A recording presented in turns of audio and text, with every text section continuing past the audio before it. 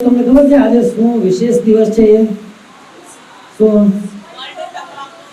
World tobacco day ના, world નો tobacco day. તમાકુ દિવસ ખરો, પણ તમાકુ નિષેધનો દિવસ છે. તમને જાણીને આશ્ચર્ય થશે, સમગ્ર દેશની અંદર આજે ગ્રોથ એન્જિન તરીકે ગુજરાતની ગણના થાય છે, એનું આપણે ગર્વ લઈએ છીએ.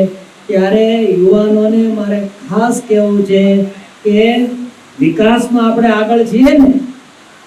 આજનો રિપોર્ટ હેલ્થ ડિપાર્ટમેન્ટનો એવું કહે છે કે વ્યસનોમાં પણ ગુજરાત વધુ આગળ વધતું જાય.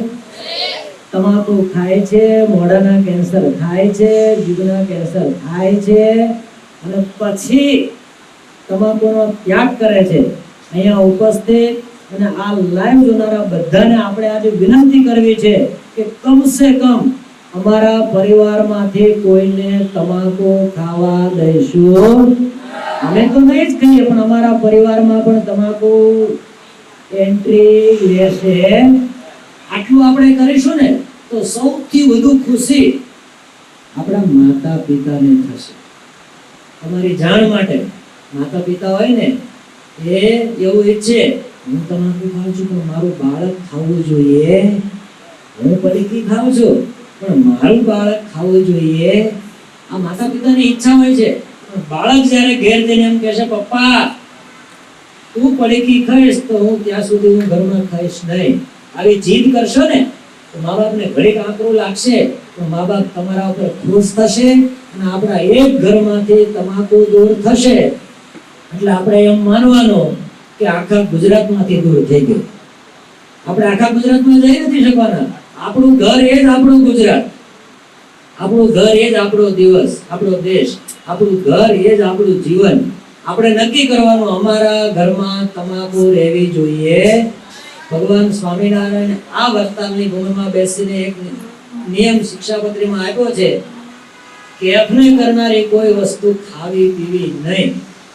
વરતાલ મંદિરના આચાર્ય મહારાજ, વરતાલ મંદિરના વરિષ્ઠ સંતો, અહીંયા ઉપસ્થિત સૌ પોલીસ કેડરના અધિકારીઓ એના વતી હું આપ સૌને વિનંતી કરું છું કે આપણે આજે પ્રતિજ્ઞા કરવી છે, હું તમાકુનું સેવન કરીશ નહીં. હું મારા કુળદેવ, કુળદેવી, માતા પિતા, ગુરુજનો અને ભગવાનની સાક્ષીએ આ વડતાલ ધામમાં પ્રતિજ્ઞા કરું છું, મારા જીવનમાં તમાકુ અને તમાકુની બનાવટની કોઈ પણ વસ્તુ એનો પ્રવેશ કરવા દઈશ નહીં,